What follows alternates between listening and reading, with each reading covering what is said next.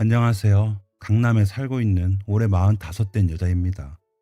정말 그럼에도 불구하고 이 말 하나로 하루하루를 꿋꿋이 살아가고 있는 요즘입니다. 그럼에도 불구하고가 또 의미 있게 새겨지는 요즘이기도 하고요. 오늘 돌아가신 시어머니를 뵙고 왔어요. 시어머니였다가 남이 되었고, 그리고 다시 시어머니가 된 분이죠. 저는 사실 이혼한 지 얼마 안 되었어요. 그런데 또 재혼한 지도 얼마 안 되었고요. 그것도 한 남자와 말입니다. 무슨 이야기인지 하실 텐데요. 전 남편과 이혼하고 전 남편과 다시 재결합한 케이스인데요. 저의 이혼 사연부터 한번 풀어볼게요. 사실 남편이 바람을 폈거든요. 공인중개사였는데 동업자가 여자였어요. 친정엄마가 남자는 절대 여자랑 사업하는 거 아니라고 했는데 어른들 말은 정말 맞는 것들이 많다는 걸 여실히 실감했더랬죠. 20대에 만나 20대 후반에 결혼해 딱 10년 살고 헤어졌어요. 저랑 10년을 살면서 그 사람은 다른 여자랑 4년을 사귀고 있었더군요. 절반가량을 그러고 살았던 겁니다. 배신감이 말도 못했죠. 아이를 가지려 노력하던 시기에 그랬어서 충격이 이만저만이 아니었어요. 이혼 생각은 처음엔 하지 않았습니다. 한 번은 용서나 해보자 했었거든요. 그런데 사람이 한 지붕 아래에 산다는 게 보통 괴로운 일이 되는 게 아니더라고요. 시간이 가면서 내게 상처 준 것들이 더 선명해지고 그게 다시 불화가 되고 그래서 결국엔 제가 가정을 포기했어요. 못 살겠더라고요. 남편만 보면 다른 여자가 겹쳐져서. 주변에선 그래 아이가 없는 게 어디니 다행이다 하며 절 위로했어요. 하지만 제 인생은 댕강 잘라져간 느낌이었죠. 한 번 배신한 남자는 두 번 안 하란 법 없다며 모두가 쌍수 들고 저의 이혼을 반겼을 때 대성통곡했던 한 사람이 한 명 있었어요. 저의 시어머니였죠. 저와 시어머니는 사이가 각별했어요. 그분이 절 너무 좋아해 주셨거든요. 왜인지 듣지 못했지만 유독 저에 대한 사랑이 남다르셨어요. 요즘엔 보기 힘든 고부 사이죠. 그 당시에는 그냥 저 혼자 추측했는데 시어머니도 아버님이 그 옛날 꽤나 속을 썩였던 걸로 알고 있거든요. 비록 저는 뵙지 못했지만 시어머님은 저를 자기처럼 생각하셨던 것 같아요. 결혼 생활할 때도 사랑이 못지 않았는데 이혼 후에 오히려 저에 대한 사랑이 더 진해진 경우인데 이런 말을 누구한테 하면 이상하다고만 보고 잘 믿질 않는 분위기더라고요. 이혼을 차마 말리시진 못하고 속을 엄청 끓이셨는데 이혼 후에 저한테 보이신 행동들이 정말이지 지극정성이셨어요. 저는 맞벌이를 하면서도 늘 대중교통을 이용했거든요. 자가용은 남편한테 타라고 주고요. 비록 그 자가용으로 딴짓을 하며 다녔긴 했지만 말이죠. 제가 퇴근하고 늘 내리는 버스 정장에 어머님이 마중 나오시곤 했는데 이혼 전 별거를 했었거든요. 저는 원래 살던 집에 있고 남편이 다른 데로 이사를 갔었어요. 어머님은 가까운 곳에 살고 계셨는데 우리가 별거하는 동안 매일 밤 제가 내리는 버스 정류장에 마중 올라오시는 거예요. 어머니, 여기서 뭐 하세요? 너도 보고 싶어서 할 일도 없고 해서 그냥 마중 나왔어. 어머니, 그이랑 저 이혼할 건데 어머님 이러시면 제가 알아, 안다. 그러곤 별 말씀 없이 제 손을 꼭 쥐고 집까지 같이 걸어오시곤 했습니다. 참 희한한 상황인데 매일 그렇게 나오시는 어머님한테 불편하다고 매몰차게 말할 수가 없더라고요. 시어머니랑은 결혼 생활 때도 저에게 친딸처럼 사랑을 많이 주시고 늘 저와 시장도 다니시고 여행 가시는 것도 좋아하고 함께 하는 걸 좋아하셨던 기억이 선명해서 어머님의 행동이 어색하거나 불편함도 잠시 그 마음이 진심으로 여겨졌거든요. 제가 해드릴 수 있는 건 그저 손을 잡고 걷는 일 뿐이었어요. 이혼할 며느리와 시어머니의 관계에서 희귀한 일이었죠. 남편 또한 그런 어머님의 속사정을 알았는지 별거 중 계속 저를 설득하러 왔지만 마음이 돌아서기엔 우리 너무 먼 길을 온 기분이었습니다. 결국 법원 앞에서 어머니를 다시 마주한 날이 오고 말았지요. 어머니, 여기까지 오셨어요.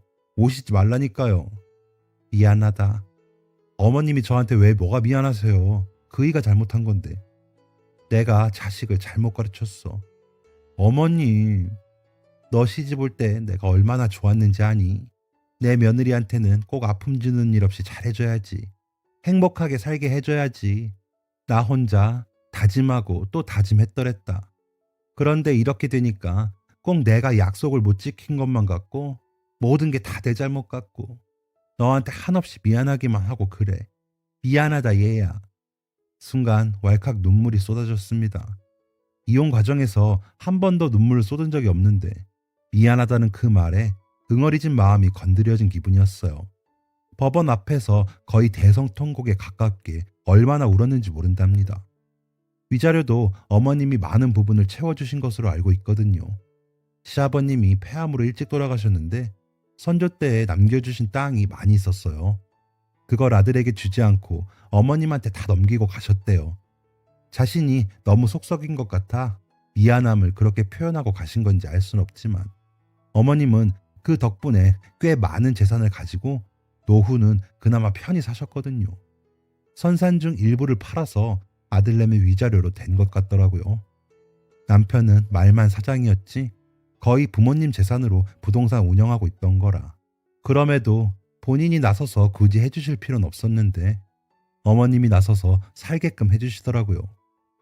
결혼 생활할 때도 저에게 늘 같은 여자로서 란 말을 참 많이 하시곤 했는데 유독 남의 아픔에 잘 공감하셨던 것 같아요. 그게 자기 며느리가 되니까 더 감정을 쏟으셨던 거고요. 법원에서 저는 대성통곡을 하고 어머니랑은 그렇게 헤어졌습니다. 그러고 한 1년이 지났을 거예요.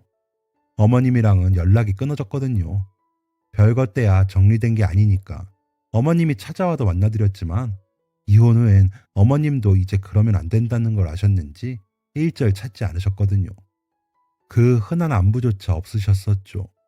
이혼 후 6개월 정도까지 저 역시 심적으로 힘들게 살다가 정신 차리고 산지 반년밖에 안 되었을 땐가 전 남편으로부터 전화가 온 거예요. 받을까 말까 하다가 받았죠. 여보세요? 응, 나야. 웬일이야? 잘 지내? 우리가 그런 얘기할 건 아니지 않나? 무슨 용건이야? 저기 이번 주 일요일에 혹시 시간 돼? 전 이게 무슨 수작인가 순간 그랬어요. 일요일? 우리가 왜? 저기 엄마가 많이 아프셔.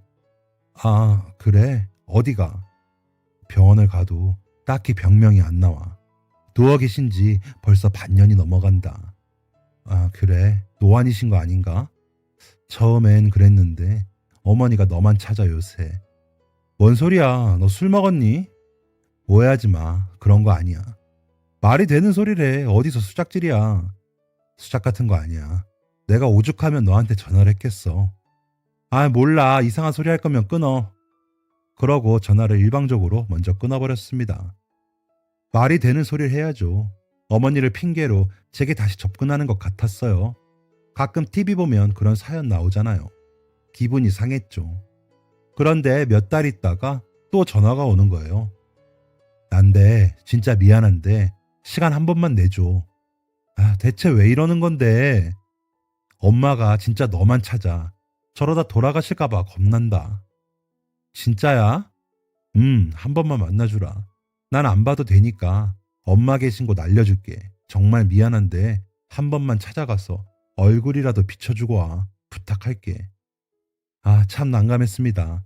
이혼하고 이제 잘 살아보려는데 이게 웬 친정엄마한테도 얘기했더니 노발대발 하시며 무슨 꿍꿍이냐며 생각도 말라고 하시는 거예요. 그런데 저는 영 찝찝해서 말이 계속 귓전에 돌지 뭡니까. 결국 제가 전화를 하게 되었죠. 어디 계시는데? 충북 땡땡 요양원에 계셔. 뭐? 요양원에 어머님을 모신 거야? 아, 그럼 어떻게 하냐. 자식이라곤 나 하나뿐인데 내가 엄마를 건사할 형편이 안 되잖아. 참 잘났다. 하나밖에 엄마를 못 모셔서 요양원에 보내고 이렇게 나한테 구조 요청을 하는 거냐? 내가 다 미안하니까 일단 주소부터 받아 적어. 일방통행인 건 예나 지금이나 똑같더라고요. 남자는 안 바뀌는 것 같아요. 현실에서 문제가 생기면 무조건 여자 찾는 것도 똑같고 혼자 할 수 있는 것들이 거의 없어 보여요. 제가 남자 혐오증이 생긴 건 아닌데 그때만큼은 앞불사 싶더라고요. 일단 불러준 주소로 차를 몰고 갔습니다. 어느 일요일 아침에요. 물론 집에는 비밀로 하고요. 요양원은 충북에 있었어요. 도착하니 생각과는 달리 시설도 좋고 요양원에 대한 선입견이 깨지더라고요. 거의 실버타운급이어서 한 달 경비가 어떻게 되는지 물어볼 정도였다니까요. 저도 혼자 살다 언젠가는 실버타운 같은 곳을 알아보지 않을까. 그때 왜 그런 생각이 들었는지 몰라요. 담당자에게 물어보니 입원한 지 석 달 정도 되셨다고 하더라고요.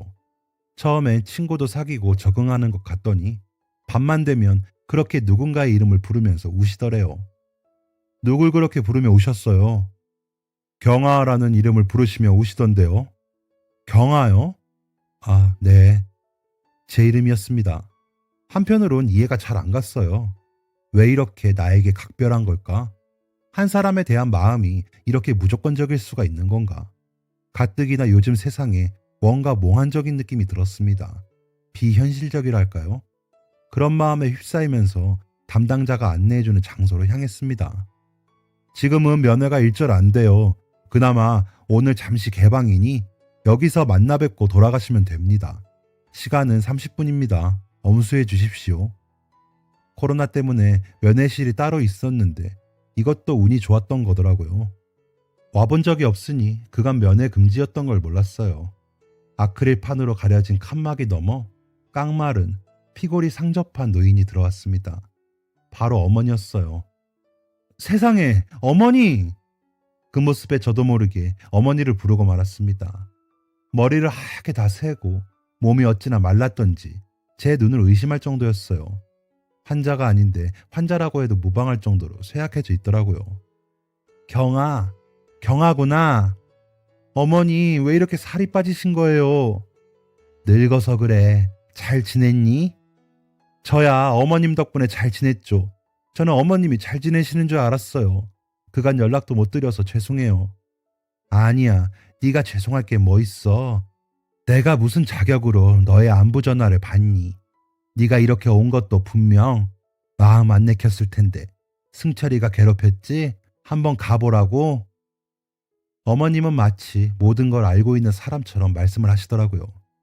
나 아픈 데는 하나도 없어. 그냥 마음이 좀 힘들어서 그래.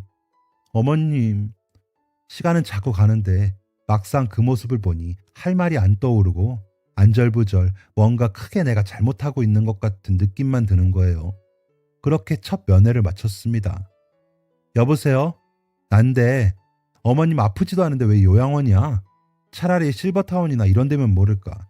자식 맞아? 요양원이 건강식도 더 잘 나오고 그런다고 해서 저는 전 남편에게 따지고 들고 있었습니다. 어머니를 1년 만에 보고 오니 마음이 너무 속상하면서 설명할 수 없는 감정이 꿈틀대는 거예요. 답답한 전 남편과의 통화를 끝으로 그래, 내 할 도리는 다 했어 하고 다시 일상에 집중하려 했습니다. 나름 생활이 바빴어요.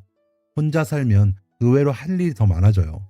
하고 싶은 일들도 조금씩 보이기 시작했고 혼자 먹고 사는 것만 해도 바쁜 하루였습니다. 아, 오늘 하루도 참 열심히 살았다 하며 베개에 머리를 대던 어느 날 갑자기 어머님 얼굴이 떠오르지 뭡니까? 경아야, 보고 싶었단다. 그 말과 함께. 아, 참, 이게 무슨 조아람. 왠지 그 밤도 저를 부르면서 혼자서 울고 계실 것 같은 거예요. 그 생각이 며칠이 가서 잠을 설친 날도 있었어요.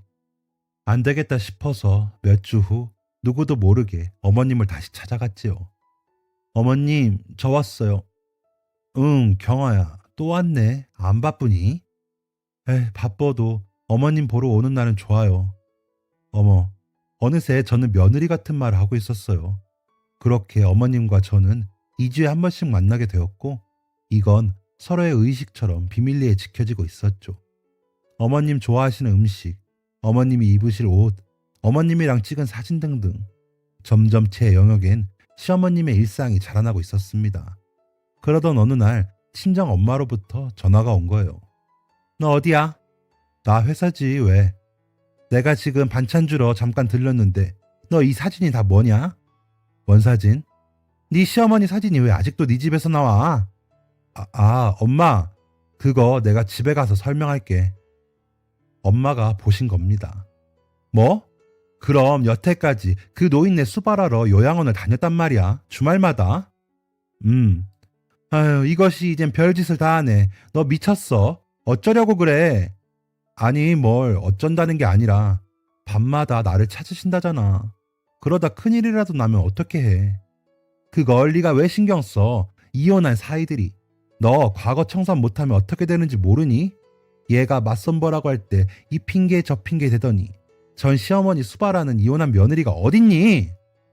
수발은 무슨 수발이야. 가끔 그냥 보러 간 거지. 쓸데없는 얘기 하지 말고 그 집 족속이랑은 발 딱 끊어라. 좋은 말 할 때. 봉사는 여기서 멈춰. 알았어? 휴, 어찌나 역정을 내시던지. 왜 아니겠어요. 엄마는 제가 어서 재혼하길 바라셨거든요.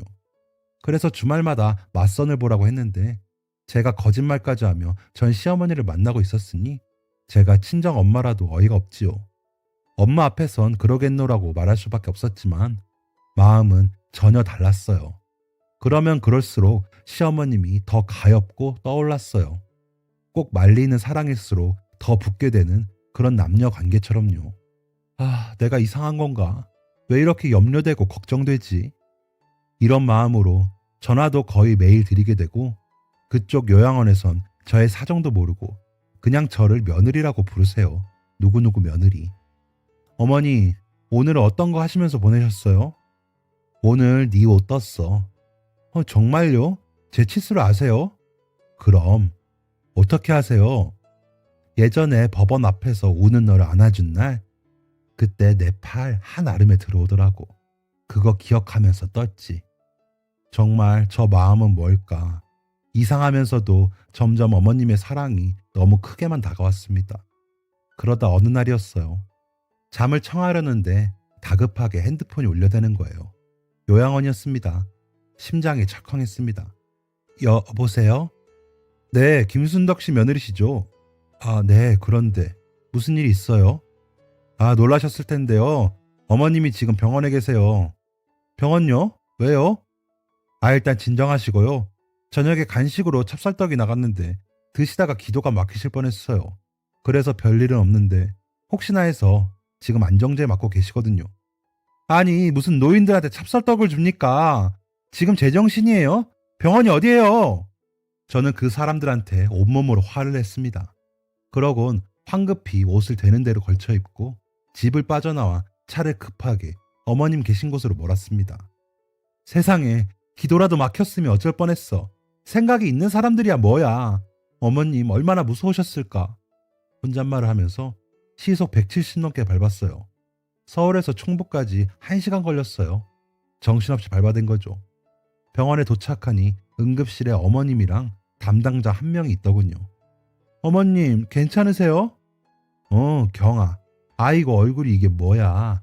어머님, 저 어머님 어떻게 되시는 줄 알고 얼마나 놀랬는지 몰라요. 우리 며느리. 아유, 미안하다. 경아 눈이 떼꾸나네. 팬더곰이 다 됐네. 제가 울며 갔던 거예요. 그런데 어머님 입에서 우리 며느리 하다가 얼른 그 말을 주워 담는 게 순간적으로 제 가슴에 날아와 박혔습니다. 잠시 시간이 멈춘 것 같았어요. 서울에 올라오니 새벽 5시가 다 되어가고 있었습니다. 그날 저는 왜인지 잠을 청하지 못하고 날이 밝도록 우두커니 제 방에서 뜬 눈으로 아침을 맞았어요. 우리 며느리, 우리 며느리. 제 마음이 돌이킬 수 없는 시간으로 되돌아가려고 하는 것 같았어요. 괴로웠습니다. 제가 제 마음을 알아버렸거든요. 저는 어머님을 못 버릴 것 같은 거예요. 그날 저는 생각지도 못한 운명에 또 한 번 저를 내맡기고 있었습니다. 여보세요? 난데 나 좀 만나. 저는 전 남편에게 먼저 만나자 청했어요. 결단이 필요했거든요. 얼마 전 응급실까지 찾아가지고 고맙다. 그런 얘기 들으려고 만나자고 한 건 아니고 우리 진짜 끝내자. 끝났잖아. 어머님과의 관계도 더는 아닌 것 같아. 그렇지. 끝난 사이들이. 알았어. 미안했다. 고마웠고. 남편은 두말 없이 제 얘기를 알아듣더군요. 슬펐습니다. 마음은. 그치만 더 연을 이었다가는 정말 서로가 어찌할 수 없는 시간에 얽매일 것 같았습니다. 매몰차지만 우린 함께 할 수 없는 운명을 선택했으니 각자의 길을 다시 떠나는 게 맞겠지요. 요양원에는 어머님 모르게 전화를 넣는 것으로 마무리를 짓기로 했습니다. 아, 저 김순덕 씨 며느리인데요. 앞으로는 제가 못 가요. 어디 가세요? 제가 유학을. 그러니까 해외로 나가서 살게 되었어요. 그러시군요. 평소 며느님 자랑을 엄청 하셨어요. 똑똑하시다고. 네. 어머님한테는 제가 차차 말씀드릴 거니까요. 당분간은 얘기 안 하셔도 되고요. 잠시만요. 그럼 어머님은 아직 모르신다는 얘긴가요? 네. 네. 어떤 뜻인지 알겠습니다. 어떤 뜻이요? 네. 이런 전화를 많이들 하세요. 그간 고생 많으셨습니다. 이상했습니다. 마치 매뉴얼처럼 응답해오는 요양원 관계자에게서 제가 못할 짓을 하고 있는 느낌이 순간적으로 확 들었습니다. 그 사람은 의뢰 이렇게들 한다 식이었거든요.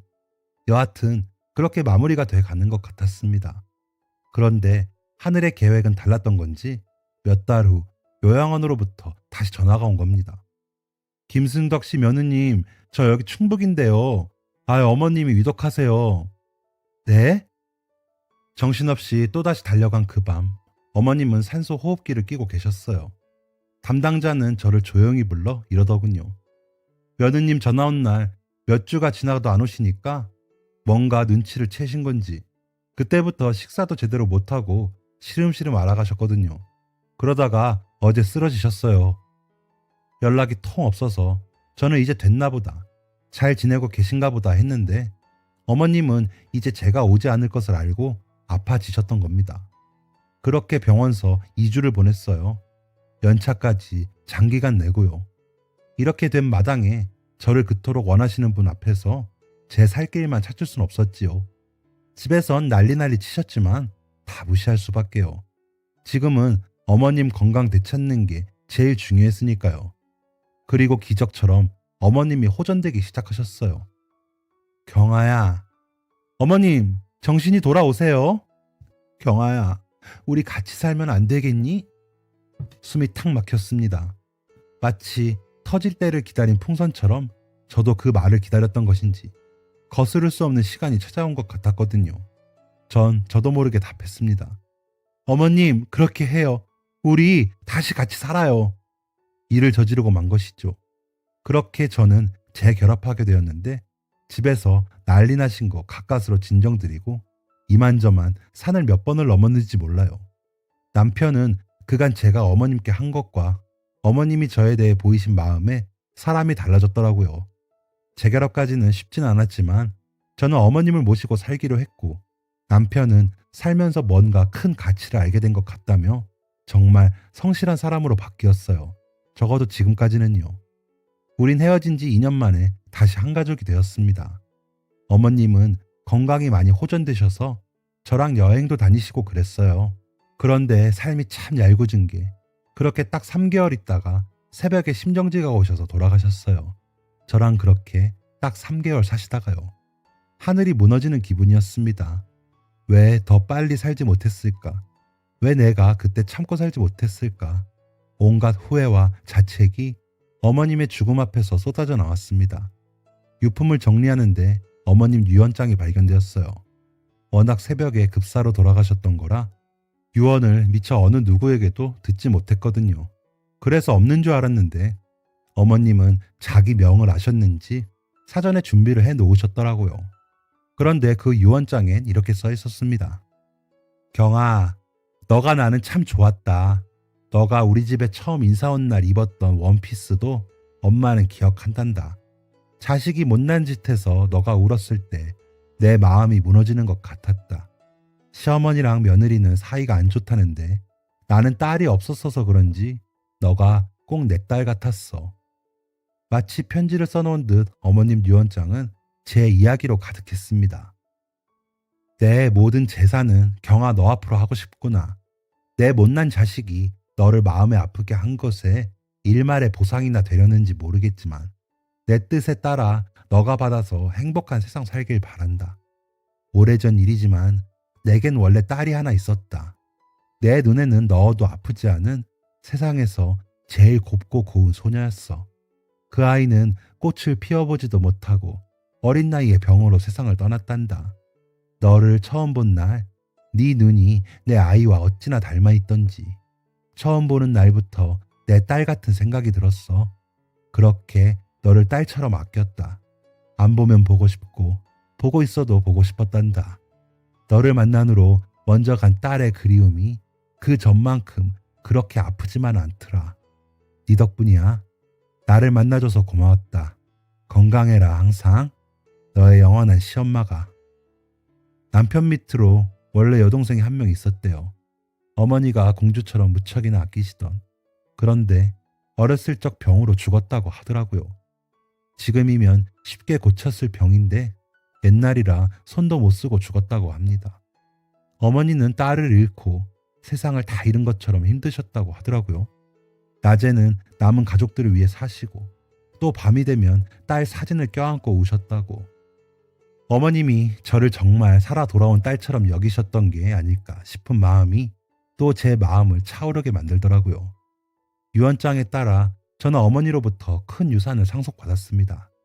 어머니가 남겨주신 것들은 생각보다 많고 많았습니다. 남편은 그것에 대해 단 한마디로도 반대하지 않았어요. 어머니 덕분에 저는 돈 걱정 없이 평생을 먹고 살 재산을 물려받았습니다. 이 은혜를 어떻게 다 갚을까요? 갚을 날이 이제 없다는 것이 너무 가슴이 아픕니다. 한 사람에게 이렇게 무조건적인 사랑을 줄 수 있는 걸까? 사실 늘 의심했어요. 어머님이 내게 보인 사랑도 다 미련이고 이상한 마음인 거라고 한켠으론 생각하곤 했거든요. 그분의 마음을 다 헤아리지 못해드린 것 같아서 너무 죄송하고 어머님 덕분에 사랑을 베푸는 사람이 되어야겠다. 가치관도 많이 바뀌었답니다. 어머님을 수목장으로 모셨는데 그 나무 이름을 사랑나무라 정하고 어머님 유산에서 일부를 떼어 어린이 재단에 매년 기부를 시작했습니다.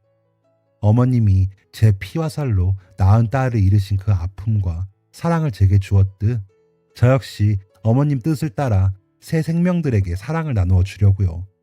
지금 저희 부부는 예전보다 더 좋아진 삶을 살고 있어요. 남편은 달라진 저를 보며 저는 달라진 남편을 보며 함께 보듬고 살게 되었는데 이 모두가 시어머님의 남다른 사랑과 헌신이 있었던 것 같아요. 어려운 일이 있을 때마다 속상한 일이 생길 때마다 어머님이 제게 보여준 자애가 떠오르거든요. 그러면 마법처럼 쑥 마음이 내려가요. 오늘 어머님께 다녀왔습니다. 가서 경화 왔어요 어머님 하고 그간 있었던 일들을 모조리 이루고 위로받고 왔어요.